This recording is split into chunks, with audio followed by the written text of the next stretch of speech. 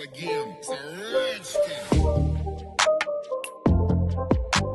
What's going on, everybody? It's the Bulls Show, aka Aiden, and welcome back to another video. Ladies and gentlemen, it is extremely funny how one tweet from a certain person can change the entire perspective of this team. Today, the Riz God himself, Shams, posted something very interesting about the Chicago Bulls, and I wanted to take a deeper dive into the things that he has said, and of course, all of the responses in relation to the Shams tweet as well. Before we get started, please like and subscribe to the Bulls Show, turn notifications on, and let me know in the comments below your thoughts about the Chicago Bulls overall, situation that they're in, and do you see it changing anytime soon? Here is some interesting things that Shams had to say. He basically tweeted this, I think it was around before the Heat game, I would say. So maybe things might have changed after that win, but honestly, I don't think one win would necessarily change a whole lot in this instance. Here's what he said. Inside the Chicago Bulls concerning dynamics.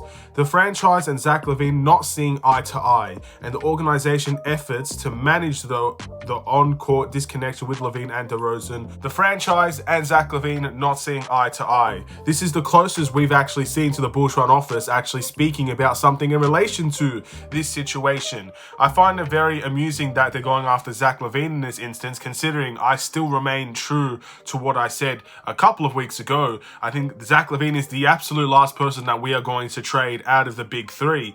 But again, he is technically the franchise player, and of course, things are not working out as they should. So the franchise player will probably get a lot of the conversations in that retrospect. But all things considered, a very, very interesting tweet that sent, I think, a lot of Bulls fans very crazy. A lot of Bulls fans thought this could be the end. The team might be starting to blow up a little bit. A lot of people thought Zach LaVine might be traded and whatnot. And I'll say this.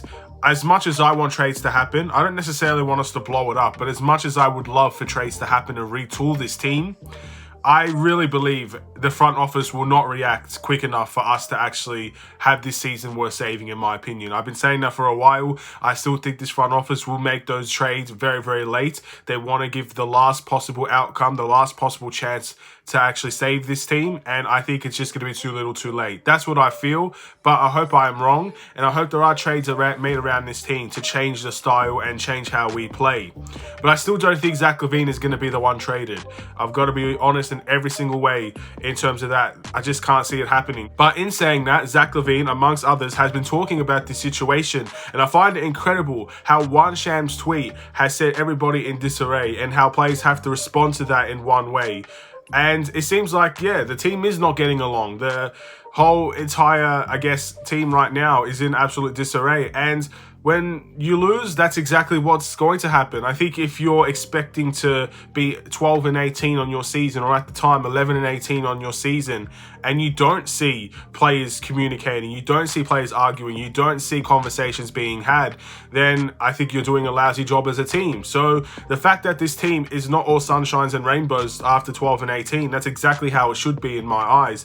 But of course, in saying that, let's talk about a couple of things that I guess was said in relation to maybe the response to this tweet alongside of other things as well. So Zach LaVine said, when asked about what happened at halftime, because obviously there was also reports that there was a huge halftime fight between the players and things of that nature. Don't necessarily know how it went, but apparently it was not a very good one. It got the coach's attention and whatnot. Here's basically what Zach LaVine had to say in that. What happened at halftime on Sunday happens all the time in our locker room. LaVine also continued to say, multiple guys talk, multiple guys frustrated. It's a basketball team, nothing new to us. Zach LaVine said this team is in it together. I find it a bit contradicting what he says next, ladies and gentlemen, but of course, keep in mind the final thing Zach LaVine said was this team is in it together. Here's the next quote that Zach LaVine had to say. When asked about this team not seeing eye to eye, he said, that didn't come from him. I feel good about this team. Zach said, if I had something to say about the team, it would come from my mouth. That didn't come from me. Basically, taking all the blame away from himself, really. Something a leader should not do, by the way. But he ended up taking all the, blame away.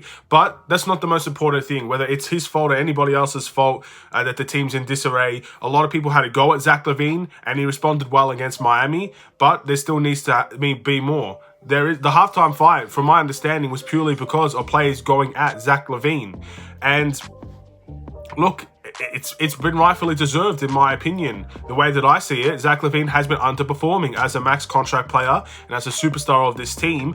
And I think other players are starting to feel that a little bit more. And maybe it's on the defensive end that they're having a go at him. Maybe it's offensively. I don't know. I was not there. I can't tell you for sure. You can have your own interpretation on all of that. But Zach LaVine is part of the reason why we have been losing a lot of games. It really is as simple as that. His style of play and his level of play has not been up to the standard. And he has to find a way to figure himself out and get him to that level. One thing I found interesting about this quote is that when Zach LaVine kind of took the blame away from himself, saying that didn't come from me, I didn't say that, what that implies is someone else must have said something very similar, that this team does not connect, this team does not see eye to eye, this team is not in it together, and things like that. And obviously talking about the fights, having a go at LaVine and everything in between, the Bulls front office and questioning the franchise of the team and things like that. All these things, someone must have said it.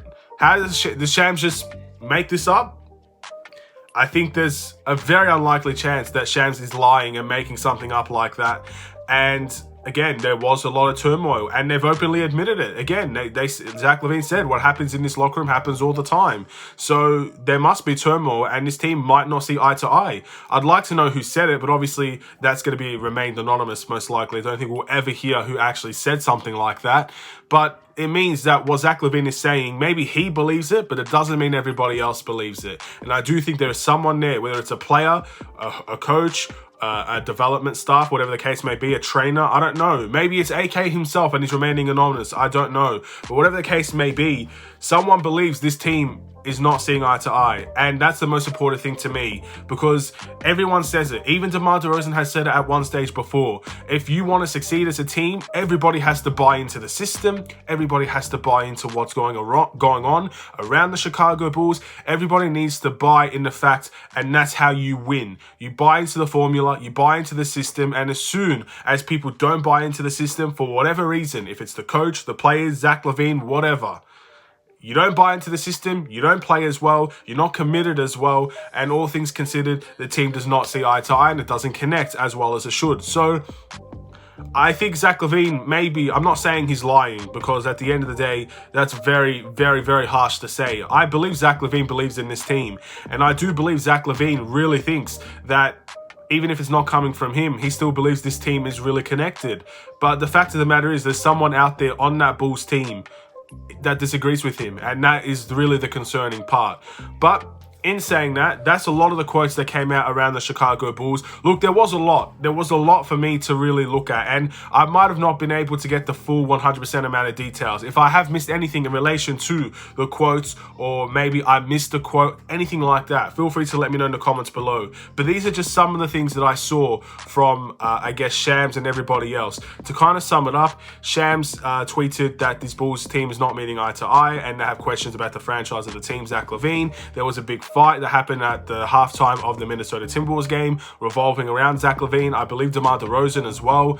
It got the coach's attention, and from there, a lot of stories, a lot of articles were written, and this is kind of Zach LaVine's way of responding to it. And his way of responding to it takes the blame away from him, which is good for Zach, of course, but it means that somebody out there is not on the same page as Zach LaVine, which is something that he said this team is in it together, which means someone has disagreed with him in one way. So I don't know how this is going to go. I don't know if this is going to build up. Again, there are cracks starting to show, ladies and gentlemen, and it's the last thing you want to see, but maybe this is the way the change has to happen. If cracks start to show and this team really starts to show their true colors in many ways, then trades might have to happen to rectify the situation.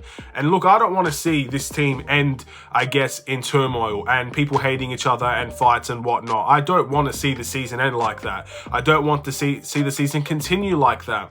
But when you lose, this is what happens, especially when you have aims to win. DeMar DeRozan, as I said in the last video, does not have that much time left at the top level of the NBA. He's 33 years old. Yes, he can do incredible things until he's 40 maybe. I don't know. DeMar DeRozan is a very talented player, and talent can get you far, even if you're a little bit older. But at the end of the day, these guys do not have a lot of time to be sitting on a mediocre team. So they have ambitions of winning.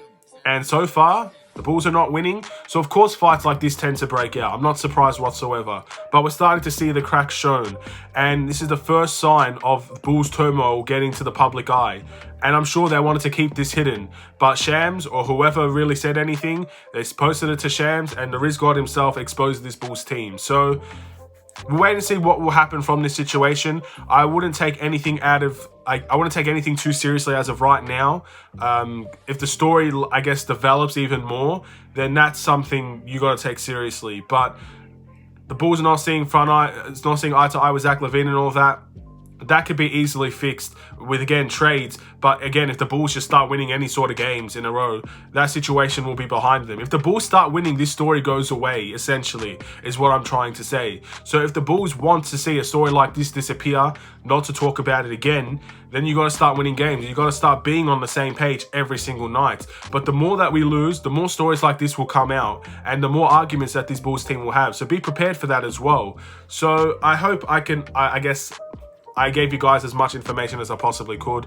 Again, I apologize if I missed anything, but again, this is what the community is about. I can't get things right 100% of the time. So if I've missed anything in terms of quotes, in terms of what people have said, or maybe things after the Miami Heat game, which I'm sure a lot of the quotes came from after the Miami Heat game, feel free to let me know in the comments below. And of course, feel free to check out these tweets, the article from Shams as well yourself. That would be the way to get your best opinion in many ways. If you read it yourself instead of always listening to me, feel free to go check out his Twitter, go check out the article, go check out the quotes. The quotes that I saw were from Daniel Greenberg, so feel free to check him out. And again, I'm going to end this video here. Thank you for watching. Please like and subscribe if you're new, and I'll see you in the next Chicago Bulls video. Stay safe, stay healthy, stay tuned for more. Take care.